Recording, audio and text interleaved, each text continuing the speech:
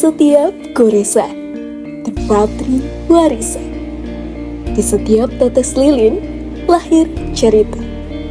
Ini adalah perjalanan batik, bukan sekedar kain, tapi nafas budaya Indonesia. Namun, kini dunia berubah. Gelombang digitalisasi tak bisa dihindari. Pasar global kini ada dalam genggaman tangan. Bisakah warisan ini bertahan? Ataukah perjalanan menghilang tersapu zaman?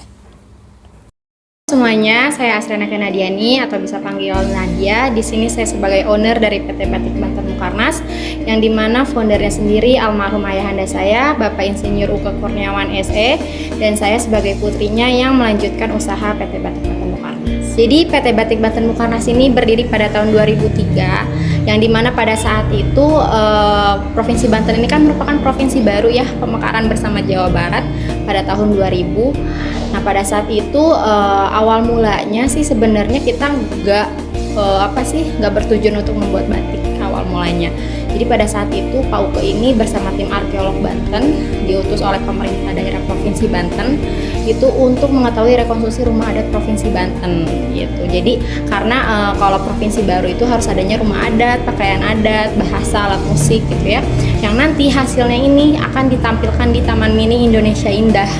Beliau ini bersama tim arkeolog mengkaji dan meneliti artefak-artefak yang ada di Banten lama. Pada saat penelitian tersebut ditemukannya 75 ragam hias motif yang berasal dari artefak gerabah dan keramik. Jadi di setiap gerabah dan keramik itu kan ada motif-motif ya, seperti misalkan bunga-bunga, undakan-undakan, geometris gitu. Nah lalu sama Pak Uke, karena beliau ini memang basicnya seni ya, beliau ini dan pintar menggambar juga, jadi pas beliau melihat itu gitu ya, dari penelitian tersebut beliau mempunyai sebuah keinginan gitu, kayaknya ini bagus untuk menjadikan sesuatu hal gitu kan yang belum ada di Banten sebelumnya gitu. Akhirnya beliau membuatlah sebuah motif batik yang berasal dari artefak tersebut. Awal mulai 12 motif, sekarang sudah lebih dari 100 motif dan sudah dipatenkan oleh beliau gitu. Jadi semua prosesnya ini kita manual cap dan tulis gitu. Jadi tidak ada printing di batik kami gitu. Karena printing sebenarnya pun bukan batik ya, printing itu hanya kain yang bermotifkan batik tapi prosesnya mesin gitu. Tapi kalau kita di sini memang mau mengangkat budaya membatiknya, yaitu canting dan lilin malam gitu. Jadi untuk prosesnya sendiri kita tadi ada cap dan tulis, dan perbedaannya sendiri itu memang berbeda. Kalau untuk batik tulis sendiri itu prosesnya paling cepat 1 bulan biasanya selesai.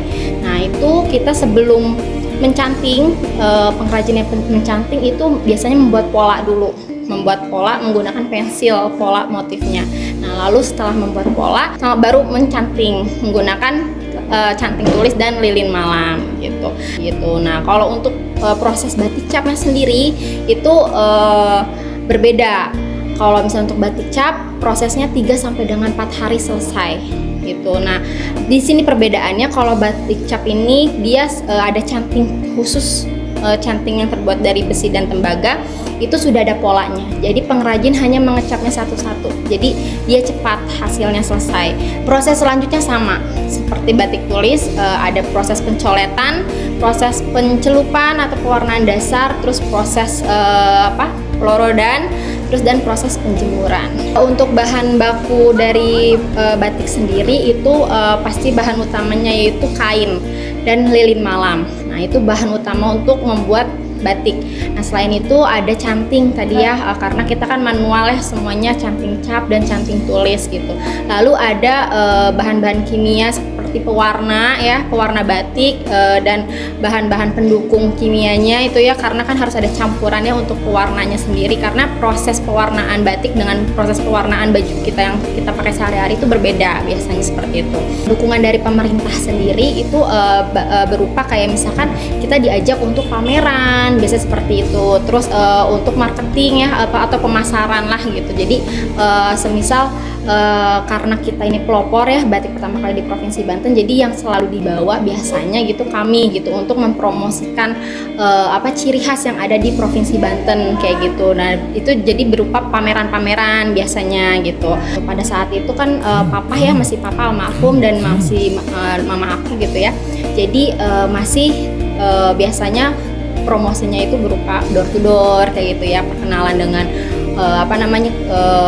perusahaan atau dari pemerintahan gitu. Nah kalau sekarang karena aku yang pegang gitu, jadi aku membuat promosi ini melewati media sosial gitu. Sekarang karena aku yang terjun, jadi mau membuat sebuah inovasi untuk warnanya yang lebih mengikuti tren gitu. Nah sekarang pun banyak ya tren-tren berkain. Jadi di mix and match biasanya. Untuk harapannya sendiri, aku tuh berharap ya untuk PT Batik Banten Bongkar Asih ini selalu maju seperti itu ya. Lalu untuk anak muda zaman sekarang gitu ya, udah selayaknya kita melestarikan budaya Indonesia gitu ya. Salah satunya ini membatik. Perkenalkan, nama saya Fauzi, umur 27. Di sini saya sebagai karyawan Batik Banten bagian pengecapan. Alhamdulillah di sini saya diajarin dari awal sampai bisa. Ya alhamdulillah sekarang udah bisa bikin berbagai macam batik. Mungkin kalau kesulitan banyak, kendala juga banyak. Ya kita dijalani aja sih, yang namanya kerja kan kita pasti ada kendalanya juga banyak kan. Biasanya sih kalau kita dapat order paling dikit itu 100 potong, paling sedikit, paling banyak bisa 500 sampai 1000. Ya mungkin buat kedepannya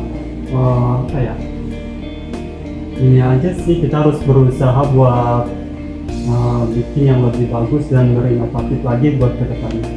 Mana membantu saya gitu kan, ada banyak pengunjung, jadi membantu ekonomi saya gitu.